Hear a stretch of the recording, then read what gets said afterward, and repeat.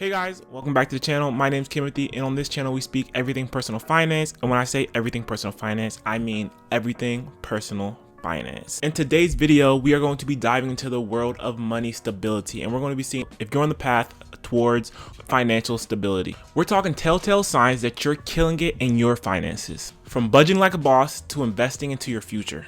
I got stats and insights to see if you're on path for your money mastery. Because let's be real, achieving financial stability doesn't happen overnight. It takes discipline and time. So get ready to take an honest look at your current money moves. And we have 10 signs that you're doing good. And if you're checking off most of these boxes, congratulations.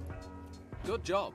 And if you're not taking off these boxes, it's okay. We have tips and tricks that you can do to get back on track. So let's dive into these signs, with the first one being you're living below your means. Basically, it's spending less than you earn. And the simple fact is that 32% of Americans have mastered this habit. When I say living below your means, I'm talking about the big three. I'm talking about transportation, housing, and food. You're not in a house that you can't afford. You're not buying unnecessary foods and going out to eat all the time. You're not overspending in the food category. And you don't have a car payment that is beyond something that you can afford. Tracking expenses is key. There are plenty of apps, spreadsheets, and you can even write your expenses down on paper. For you to really know that you're living below your means is that you have a good amount of money left over after the month that you are saving and investing. Which brings us to the second sign that you're doing well financially, is that you have stable saving. Every month you're saving a certain amount of money and you're kind of staying on track. Shockingly, 40% of Americans can't cover a $1,000 expense. And the best way to be able to save more by automatically saving your money into your accounts. When I say automation, I'm talking the money doesn't even go into your checking account. It goes straight into a savings account. You don't even see this money that is automatically being saved. It's always good to pay yourself first, and this can be guaranteed if you automate your savings. Number 3 being budget mastery. You don't have to be a master of budgeting, but if you have a plan, a layout of how much you're going to be spending this month, if you're keeping track of where all your money is going, then you might be doing very well financially. A good budget to follow is the 50-30-20 rule. 50% of your money goes to necessities, 30% goes to your wants, and 20% goes to saving. There are other methods like cash stuffing and zero-based budgeting. Whichever you choose though, a budget dictates that your money is just not being thrown away.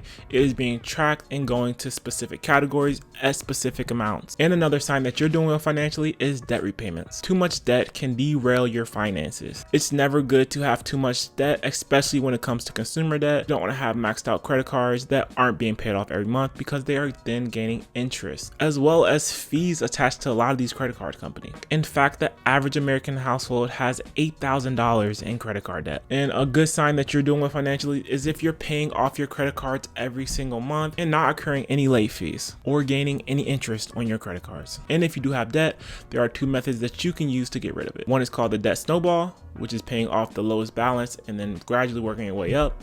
And the next one is called the debt avalanche, which is paying off the highest interest debt first, and then continue all the way till you get to the lowest interest rate. And on-time bill payments. If you're paying your bills on time, you're never late to pay your water bill, your electricity bill, your gas, you're paying your insurances on time. And a great way to pay these on time is by automating your bill paying.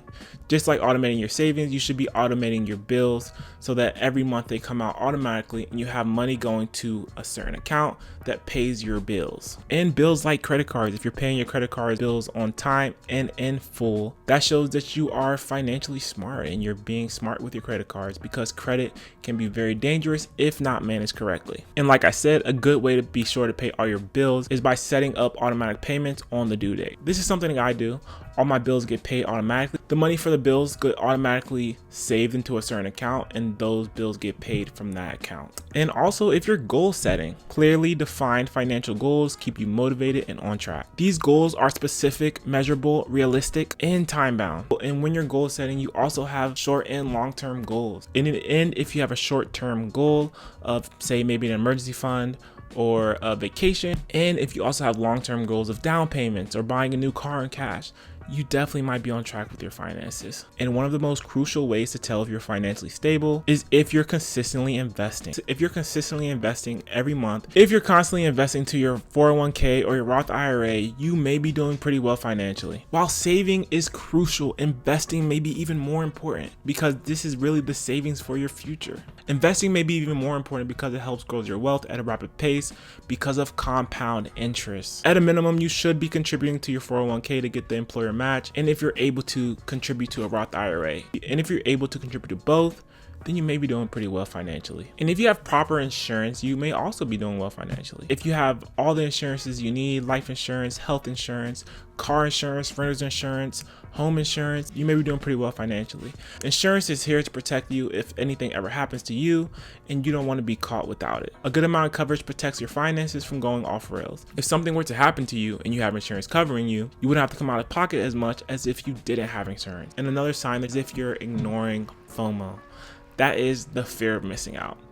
You go on Instagram, you go on TikTok, and you see all these people traveling, but you don't really know their financial situations. You don't really know them at all. So if you are ignoring FOMO and not worry about the Joneses or the next person across the street or this person going there, this person going here, you're showing some great mental fortitude. You're showing that you have strong willpower and not go out and spend money on something that you might not be able to afford just because you have the fear of missing out. Financial fit people make decisions based off their needs. They're not easily influenced by societal pressures or influencer envy. Financially fit people are immune to FOMO. Their choices are calculated and not impulsive.